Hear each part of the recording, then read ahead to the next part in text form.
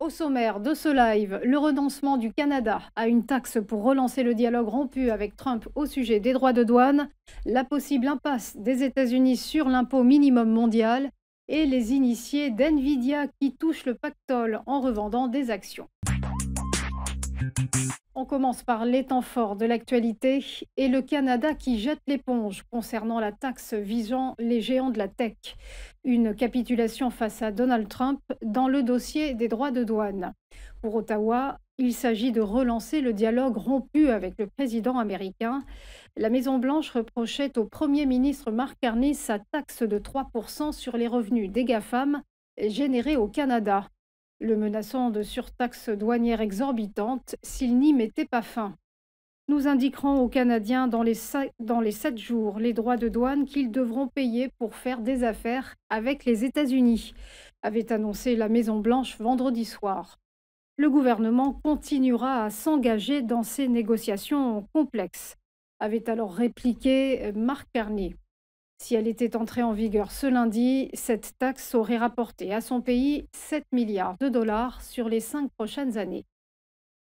On poursuit avec les États-Unis qui vont peut-être échapper à l'impôt minimum mondial. C'est en tout cas le souhait du G7 qui a décidé d'exempter les multinationales américaines de ce seuil d'imposition à 15%. Une victoire pour Donald Trump qui avait menacé d'une taxe vengeresse si le G7 était resté sur sa position. Les 7 pays les plus industrialisés ont finalement estimé que les sociétés concernées étaient déjà imposées sur le sol américain et n'avaient donc pas à subir une nouvelle taxation. Dans son communiqué, le G7 souligne que l'accord a été trouvé en raison du méga projet de loi budgétaire de Trump, toujours en discussion au Sénat. À la place, les multinationales américaines seront soumises à un système juxtaposé visant la stabilisation du système fiscal international.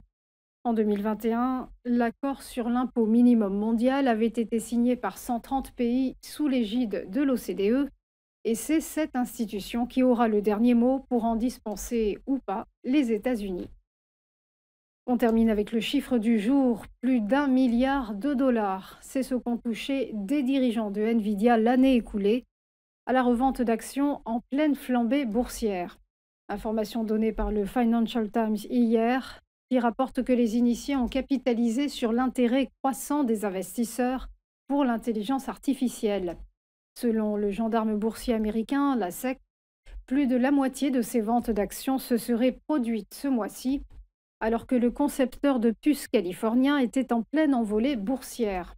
Mercredi dernier, le titre Nvidia a franchi un nouveau record, après avoir été désignée entreprise la plus précieuse au monde. Sa valeur cote actuellement à 157,75 $. La société a refusé de commenter l'article du Financial Times.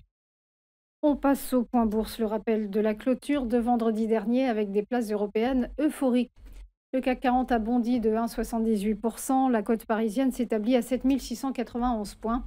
Elle affiche une hausse de 1,3% en bilan hebdomadaire. Même ambiance à Francfort où le DAX allemand s'est envolé de 1,62% à 24 033 points. Et sur l'ensemble de la semaine, la cote allemande a pris 3,2%. Gain plus modéré à Londres où le FTSE a avancé de 0,72% et se situe à 8 798 points. Sur l'ensemble de la semaine, l'indice a grignoté 0,47%. Également, le Dow Jones s'est étoffé de 1% tout rond à 43 819 points. Et en hebdo, il a engrangé plus 3,8%. Le S&P 500, lui, a gagné 0,52%, également à 8 173 points, battant ainsi son record de février. Et il s'est renforcé de 3,4% sur la semaine. Et le Nasdaq Composite, lui aussi, est monté de 0,52% à 20 273 points, franchissant également son record historique. Et sur sa perf hebdomadaire, il s'est propulsé de 4,25%. On passe au prix du pétrole qui ont perdu du terrain la semaine écoulée avec un baril de Brent qui se négocie à 67,41 $ et qui recule de moins 4,15% en hebdo. Et quant au cours du WTI, il a dévissé de moins 3,44% sur la semaine et pointe à 65,05 $. Du côté des devises, l'euro s'affiche à 1,1726 $ face au billet vert et s'est hissé de 1,3% sur la semaine. Et on va terminer avec le Nikkei qui a fini en s'appréciant de 0,84% ce matin à la clôture à Tokyo. Voilà pour les news, on marque une première pause et on se retrouve juste après pour Chronocat. À tout de suite.